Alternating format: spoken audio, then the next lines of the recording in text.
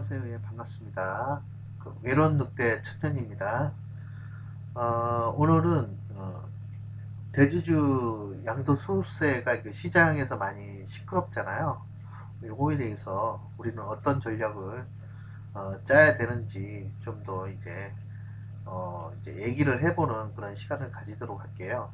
어, 제목은 잠시 주식시장을 어, 떠나보자, 이런 제목으로 이제 어, 타이틀을 내놓고 지금 유튜브 방송을 찍고 있는데요. 어, 지금 대주주 양도소득세에 대해서 말씀을 드린다고 한다면, 주식 보유량이 한 3억 이상 가지고 있는 분들한테 이제 해당되는 건데, 주식을 3억 이상 가지고 있는 분들이나 주식을 소액으로 투자하시는 분들이나 다 해당되는 부분이세요. 왜 해당되는지는 설명드릴게요. 어, 일단은 간단하게 뭐 여러분들 다 알고 계시겠지만 간단하게 설명을 드리고자 한다면, 어,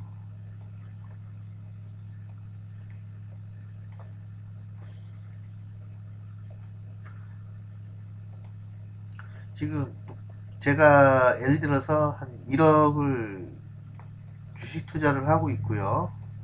그리고 배우자가 예를 들어서 1억을 가지고 있고, 부모님이 또 주식으로 이제 같은 종목에 예를 들어 삼성전자에 이제 같이 이렇게 가지고 있다고 한다면 대주주 여건이 되기 때문에, 예를 들어서 어 내가 예를 들어서 매도를 한다, 1월달, 내년 1월달, 뭐 2월달이든 3월달이든, 이게 내년도에 매도를 하게 된다고 한다면 양도소득세가 붙는 거예요. 3억에 대해서 양도소득세가 나온다고 한다면 대략적으로 22% 정도 이제 양도소득세가 나와요. 양도소득세가 나오는데, 이 지금 양도세 부과 결정은 지금 어, 기획개정부에서 이제 결정이 나는 그런 사항이고요. 여기에서 뭐 조금 완화될 수는 있겠죠. 뭐 예를 들어서 뭐 본인만 이제 개인적으로 본인만 해당된다는 걸로 이제 나올 수도 있고, 뭐 이렇게 완화가 될 수는 있겠지만은, 아마 소득세는 아마 결정이 된 사항이기 때문에 나올 수밖에 없는 그런 상황이기 때문에, 예를 들어서 내가 1억을 예를 들어서 같은 종목에 어, 예를 들어서 이제 3억 이상 가지고 있다고 한다면은 수익이든 손실이든 수익이든 손실이든 양도소득세를 내게 되어 있어요. 어, 지금 이런 것 때문에 지금 어, 개인들이 청와대에 이제 청원도 많이 지금 하고 있는 그런 와중이 있고요. 그 대주주 요건에 대한 그 양도소득세 그 20% 부과가 이제 결정이 난 상태이기 때문에, 어, 3억 이상 되신 분들은 혹시 어떻게 될지 모르니까 가족들 협의를 해서 어느 종목에 주식 투자를 하고 있는지, 이제 어떤 종목에 주식 투자를 하고 있는지 보시고, 3억 이상이다 그러면은 12월 27일까지 매도를 하셔야 돼요. 27일까지 매도하셔야 됩니다. 매도하셔야지. 내가 매도를 안 하고 그냥 가지고 있다고 한다면은 예를 들어서 1월 달에 매도를 했어요. 그러면은 수익은 뭐 10% 정도뿐이 수익이 안 나는데, 매도를 하면은 양도소득세가 붙기 때문에 3억 이상인 분들은 2,200만 원 정도 양도소득세가 붙고요. 거기에서 또 예를 들어서 세금을 신고를 안 하면 이제 어떻게 되냐면요. 또 어떻게 되냐면은 여기 보시면 세금 무신고 가산세가 붙어하고 추가로 또 20%가 붙어요. 그리고 또 연 이율이 또 9.12%예요. 굉장히 높죠. 그렇기 때문에 세금 폭탄을 맞을 수가 있어요. 그래서 잘 생각하시고 어, 주식을 가지고 있는 분들이나 아니면 코스피에 예를 들어서 코스피의 1% 정도 내가 대주주 지분의 요건에 해당이 된다고 한다면 매도를 12월 27일까지 매도를 하셔야 돼요. 12월 27일까지. 그러니까 지분의 그 3억 또는 어떤 한 종목의 지분 1%를 가지고 있잖아요. 그러면 이것도 3억이 아니더라도 지분 1% 이상 가지고 있으면 대주주 요건에 해당되기 때문에 양도소득세가 붙고요. 코스닥은 2%. 뭐 보통 이제 2%면은 3억이 넘어가요. 근데 이제 3억이 대주주 요건의 기준에 이제 맞춰놨는데 솔직히 좀 형평선에 맞지는 않는 그런 정책이거든요. 어,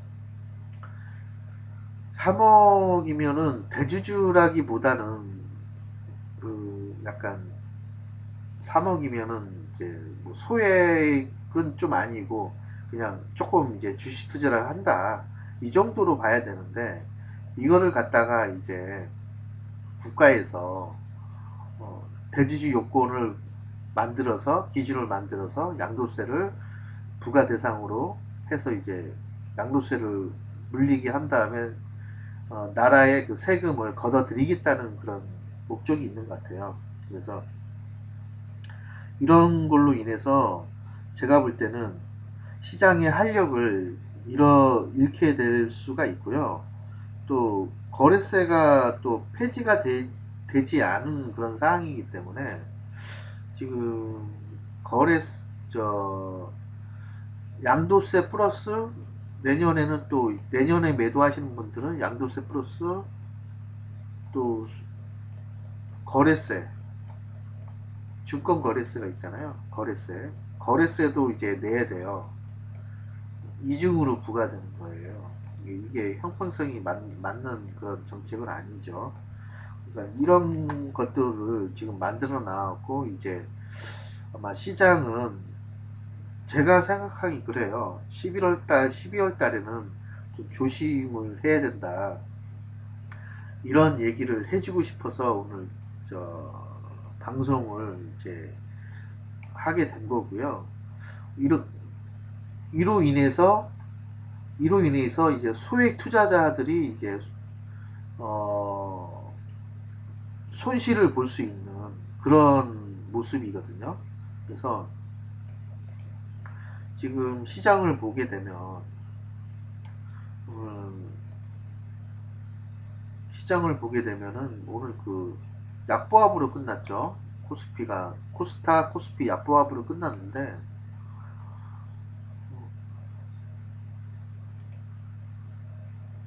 투자자를 본다면 투자자 종합을 보면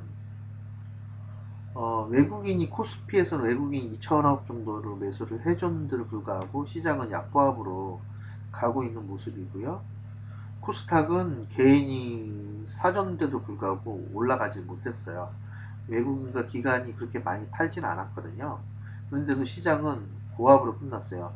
어저께 미국장 상승이 일어났는데 미국장이 올라갔는데도 3일 연장으로 올라갔는데도 불구하고 우리나라 장은 약보합이라는 거는 뭔가가 지금부터 조짐이 일어날 수도 있는 그런 모습이거든요. 그래서 여기에서 시장이 더 빠질 수도 있는 그런 모습이에요. 그러니까 2400포인트를 돌파할 수도 있겠죠. 그러나 요 구간에서 올라가지 못한다고 한다면은 2400포인트를 맞고 이렇게 떨어진다고 한다면은 2200포인트까지도 다시 내려올 수가 있어요. 그러면 요게 2200포인트에서도 또 대주주 그 지분에 해당되시는 분들은 또 어떻게 돼요? 쿤성의 그 물량이 계속 수출화가 된다고 한다면 주가는 어쩔 수 없이 빠지게 되어 있거든요. 새로운 매수 세력이 없지 않은 한 더 빠지게 된다면은 시장은 하방으로 뚫릴 수밖에 없어요. 하방으로 이렇게 뚫려버려요. 그래갖고 얼마까지 뭐 내려간다 뭐 이렇게 할 수는 없지만, 얼마까지 내려간다고 할 수는 없지만 시장이 하방으로 뚫릴 가능성도 있는 그런 모습이에요. 그래서 10월 달에는 뭐 이렇게, 제가 볼 때는 10월 달에는 이렇게 뭐 폭락이 온다는 이보다는 행보를 해줄 가능성이 있고요. 지금은 잘 행보를 해주고 있어요. 이렇게 행보를 하다가 시장은 항상 꺾이는 그런 모습이에요. 이렇게 행보를 하잖아요. 이렇게 행보를 해주고 있잖아요. 그렇죠? 이렇게 행보하다가 뭐 11월 달부터는 이렇게 올라가는 척 하다가 이렇게 시장이 빠지면은, 제가 볼 때는 2100포인트까지도 이렇게 빠질 수가 있는 모습이에요. 또 여차하면 2100포인트를 깬다고 한다면은 시장은 더 하방으로 갈 수도 있거든요. 물론 코로나 때처럼 그렇게 가지는 않을 거예요. 제가 생각하기에는 이렇게 코로나 때처럼 이렇게 쭉쭉쭉 빠지는 그런 그림보다는 서서히 빠지는 그림을 만들어주지 않을까. 12월 달까지. 왜냐면은 시장의 그 활기를 잃어버리면 그 기대감이, 지금 특별한 그런 기대감이 없잖아요. 그리고 가는 섹터가 없어요. 반도체가 약간은 좀 주고 있는데, 이 보시면 5G 섹터 안 좋죠. 빠지고 있는 그림이잖아요. 그쵸? 2차 전지도 이렇게 상승 나오는 종목만 조금씩 상승 나오고 있고요.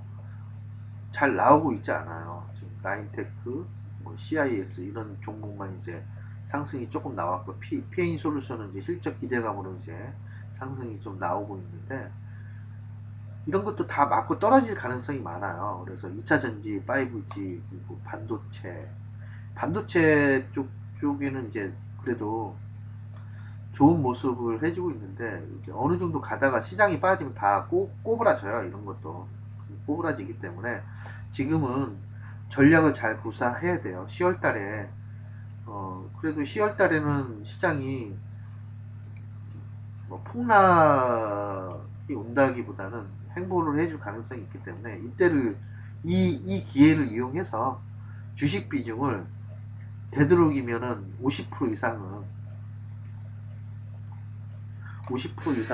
비중을 덜어내시고요. 50%는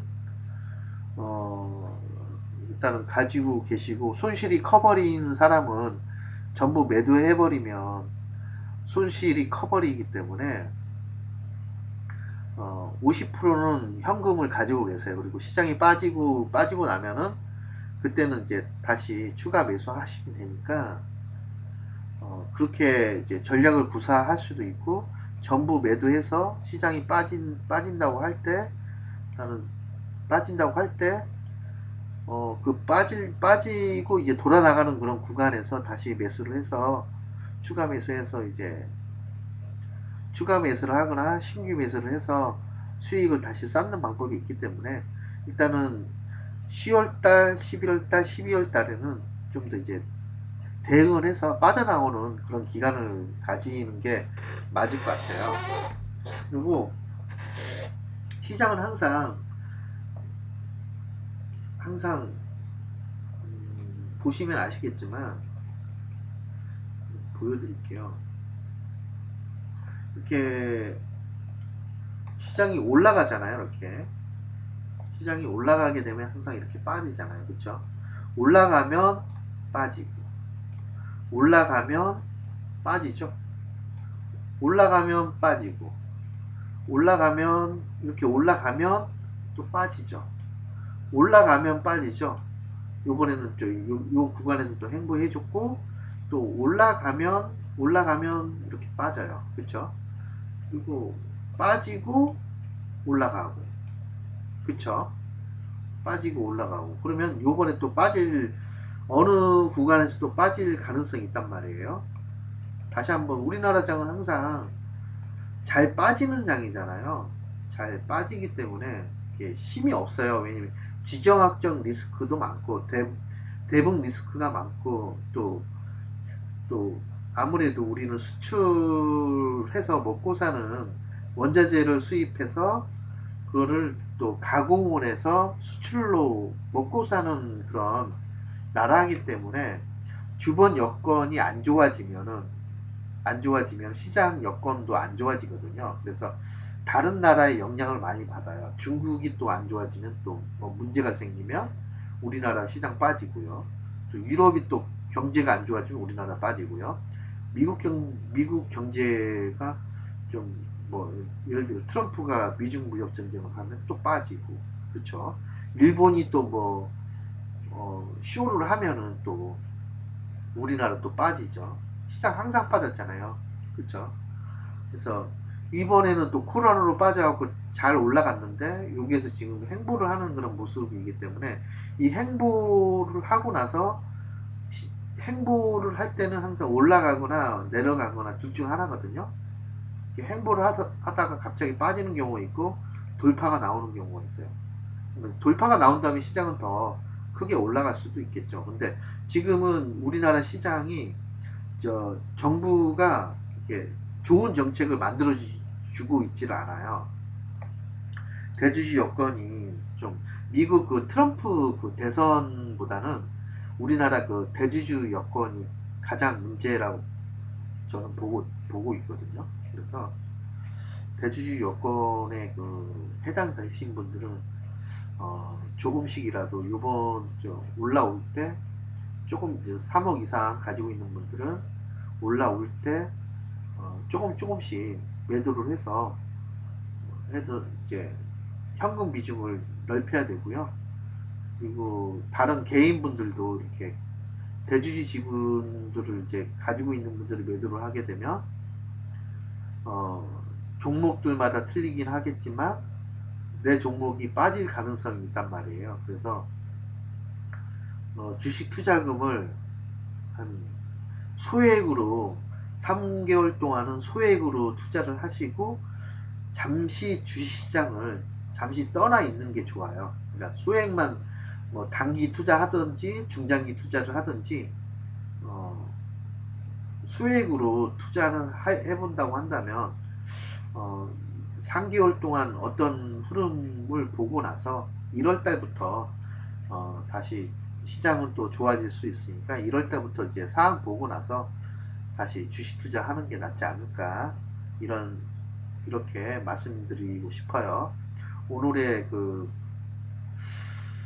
얘기는 다 해드렸고요. 시장이 그렇게 주도주 섹터가 지금 없는, 주도주가 부재가 있어요. 그래서 시장이 썩 좋은 모습은 아니에요. 이렇게 계속 횡보만 해주고 있는 모습이기 때문에 또 맞고 또 조정, 요 2400 포인트에서 맞고 또 떨어지면 또 시장 조정 와요. 그래서 이거를 말씀드리고 싶어서 그런 건데, 힘이 지금, 거래량도 보시면 알겠지만 힘이 없어요. 거래량, 이때의 거래량하고 지금 이때의 거래량하고, 그쵸? 지금 이때의 거래량을 보시면 거래량이 힘이 없잖아요. 이게 거래량이 더 떨어진다고 한다면은 힘이 없겠죠. 수급도 외국인 수급과 기관 수급이 뭐 시원하게 들어오는 장도 아니고, 개인이 또 끌어올리는 장도 아니고요.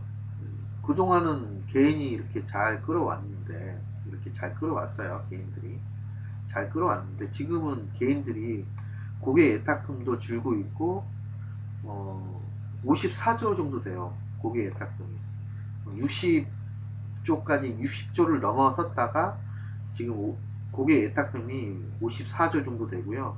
그리고 증시 대기 자금도 계속적으로 줄고 있는 그런 상황이기 때문에 지금은 좀 대응을 해서 현금화를 하는 그런 전략으로 가신다고 한다면 큰 손해는 입지 않을 그런 가능성이 많기 때문에 제가 이렇게 말씀을 드리는 겁니다. 그래서 큰 손해는 보지 말아야 되잖아요. 조금 손해가 났다 하더라도 일단은 갈 수 있는 종목은 일단 홀딩을 해서 가져가야 되겠지만은 그 외에 이제 어, 체크를 잘 해가면서 아 이거는 좀 비중을 덜어야 되겠다 싶은 것들은 비중을 덜어내는 그런 투자를 하셔야 돼요. 그러니까 지금 언제 어떻게 또 시장이 변할지 모르기 때문에 지금 주도주 세태가 없는 그런 상황이기 때문에 어, 잘 대응을 해 나가신다고 한다면 다시 시장이 다시 돌아나가는 그런 구간에서 매수를 한다고 한다면 다시 좋은 결과를 만들어 줄 수 있으니까 항상 시장은 항상 올라갔다가 다시 올라갔다가 조정받고 내려오고 조정받고 내려오고 막 그러거든요. 그래서 이럴 때 이런 구간에서 현금이 없으면 다 이 구간에서 풀베팅을 하고 손절 못 치고 존버를 하면은 이 구간에서 내가 현금이 없으면은 매수를 못 해요. 그래서 다시 이런 구간에서 다시 매수를 한번 해보는 것도 나쁘지 않을 것 같아요. 뭐 이렇게 온다는 건 아니에요. 이렇게 폭락이 온다는 건 아니고 잠시 얼마만큼 조정이 올지 모르겠지만 조정폭은 분명히 있을 거예요. 제가 볼 때는 2100포인트 2100포인트까지도 올 수도 있기 때문에 2200포인트까지도 올 수 있어요. 2200, 2100. 뭐 잘못하면 꼬부라질 수도 있죠. 1400포인트까지 꼬부라질 수 있어요. 잘못하면. 다 매도를 해버리면 받아줄 세력이 없으면 꼬부라지는 거죠. 뭐 이렇게 서킷 브레이크 나오고 뭐 난리가 나는 거죠. 그런 거를 예방하기 위해서는 현금을 가지고 있어야 됩니다. 아셨죠? 현금 지금 3개월 동안 어떤 흐름이 나올지 모르기 때문에 현금을 가지고 최하 50% 정도는 현금 비중을 늘리시는 그런 투자자가 되신다고 한다면 다시 한번 좋은 기회를 맞이할 수 있을 거라고 저는 보고 있습니다. 예. 오늘 여기까지 하고요. 좋은 하루 되시고 이제 다음 시간에 다시 어, 찾아뵙도록 이렇게 하겠습니다. 외로운 늑대 천년이었습니다. 예, 감사합니다.